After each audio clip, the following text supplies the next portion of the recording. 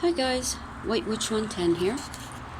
How is everybody this fine Thursday evening? Hubby and I just got home from having some supper out. We went to Harvey's, which is like a McDonald's, but it's Canadian. And look at the moon. She's getting there. Hubby was so sweet. He bought me a Day of the Dead skull pillow for my birthday tomorrow. This evening, for the historic haunts, we're going to continue with Black Creek Pioneer Village. And we're going to be going to Roblin's Mill, which was built in 1842, and it was moved to Black Creek in 1964. It has been reported that the large wheel on the mill, when it is disconnected for the winter, still will turn. And the only other report I could find was in regards to the pigeons, that they seem to be restless and they will constantly coo when the weather is about to change. The next home is the Berwick House. Oops. It is the most famous and publicized of all the buildings at Black Creek. It was built in 1844. There have been reports of knockings, objects moving, footsteps, and cold spots. One employee looked up from the kitchen table to see a dark shadow of a woman in the doorway. Then the figure disappeared. And this is apparently the same spirit that has been seen on the staircase. Two employees have reported a pale white light on the second floor window flickering, but when they've gone to investigate, there's been nothing there.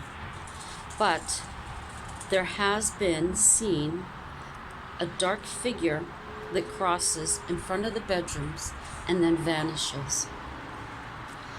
A psychic was brought into the home, and she said that there was a woman between the ages of 20 to 28 there, and that she was a grieving mother. Now, the grandfather clock within the house does not work, but it will chime when visitors reach the second floor. A mother and daughter had reached the second floor. They felt cold and unwelcome, and the girl was very ill at ease. She felt a soft touch upon her face, as if her chin was being cupped. The clock did chime, but it was not a peaceful chime. It was ominous. And then it stopped when they started to descend the stairs. There have also been reports of men talking in the basement staff room, but upon investigating, the staff room is closed, all locked up. No one is in there. A rocking horse has been observed moving on its own, and a female spirit has been seen in the same room. On the second floor, window curtains will be closed when leaving, but when the staff get out onto the street and look up, the curtains are once again open. One evening, two employees were leaving, and they went up, had closed the curtains, came out, and sure enough, the curtains were open. So they decided amongst themselves that one would stay outside on the street while the other went up to close the curtains again. And sure enough, when the second one came down, after the one on the street observing her close the curtains, they were once again open. The next house is the Flynn House. It was built in 1858, and it was moved to Black Creek in 1959. Mrs. Flynn is said to be a playful spirit in a yellow dress. If there is a fire in the cook stove, if you walk out of the room, when you come back in, it will be out. If the people who are in period clothing, if the cook is in there and she's baking cookies and making a cake before visitors arrive, she will leave them on the plates in the kitchen, and when she comes back, they are beside the plate.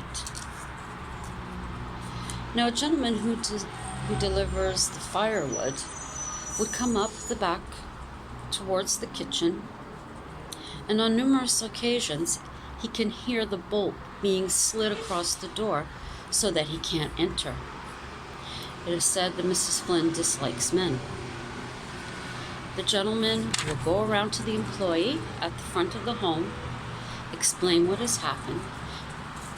The employee will tell him to go to the back, and while the man is going around to the back, the employee will ask politely if Mrs. Flynn will unlock the door so the gentleman can come in, and also so that he can have some of her cookies.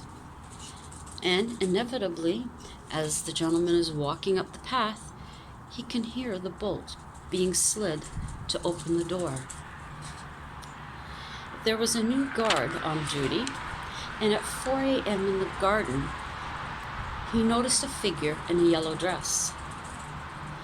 The gentleman went out, began to tell the figure that they couldn't be there. The closer he came, he noticed that the figure had disappeared, and he quit the very next day. Now, reenactors have been able to camp on the site, and on one occasion, they observed a yellow dress coming up the street, and it vanished when it reached the inn. They said it was floating, and they could smell lavender. And there are pictures of Catholic saints within the house, and they are known to change places without any of the staff doing it. Footsteps have been heard in the attic when no one is there. Candles in the house, if they are lit by a male, are out the next time you go into a room. But if a female has lit the candle, they will stay on. Let's see, what's this next one? Okay, we'll go that far. The Halfway House Inn. It was built in 1849. It closed in 1955 and was moved to Black Creek in 1965. Mrs. Thompson, along with her husband, owned the halfway house. Mrs. Thompson found out that Mr. Thompson had another wife. Now, a blue dress has been seen in the ballroom, and there have been reports of knocking on the fireplace wall and a radio turning itself off and on. And early one morning, at the front door was seen a woman with long black hair who slowly made her way up the stairs. But when staff went to check, there was no one there. The blue dress has also been seen on the landing of the ballroom, where it has vanished, but the subtle smell of perfume has lingered after the apparition has gone. I think that will be it for this evening. A quick one. We have two more from Black Creek to tell you about. And then the next one after that will be the Cornwall Jail. And after that, I'm going to have to get out my books and see what else I can find. I hope you've enjoyed this episode. Once I have uploaded this one this evening, I will be uploading a very quick video, and that is of the decorations that hubby and I have put up in the kitchen at work for the client.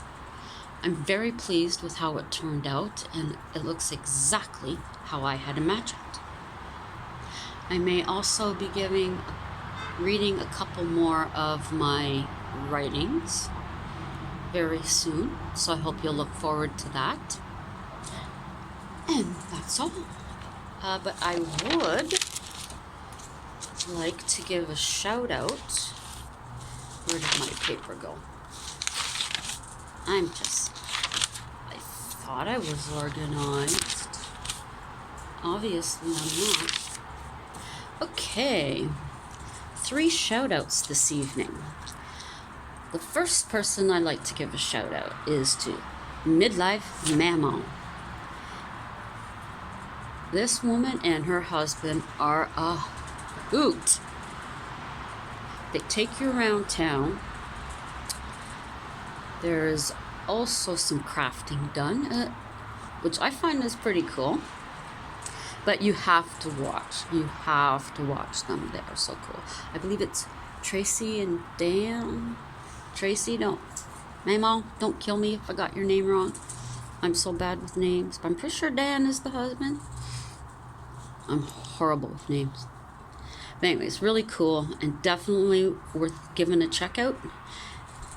Please subscribe and hit the notification while you're there. The next one is the Illuminator. He has jokes that are groaners, but it's so cool. If you need a laugh, you can go and see him as well. Check him out. Give him a subscribe. Hit the notification. The last one I want to give a shout out to is Bostar from Ireland. This gentleman has a song every single day. He does a fabulous job with them. I think you should check him out. He also does little comedy sketches every once in a while, and he will have a guest star. I quite enjoyed the last guest star he had, so please give him a check out and subscribe and hit the notification. So don't forget those 3: Midlife Maman, the Illuminator, and Bostar. All great content, definitely. So, for this evening, have a wonderful sleep and have a fabulous Friday. Until tomorrow night, ciao for now.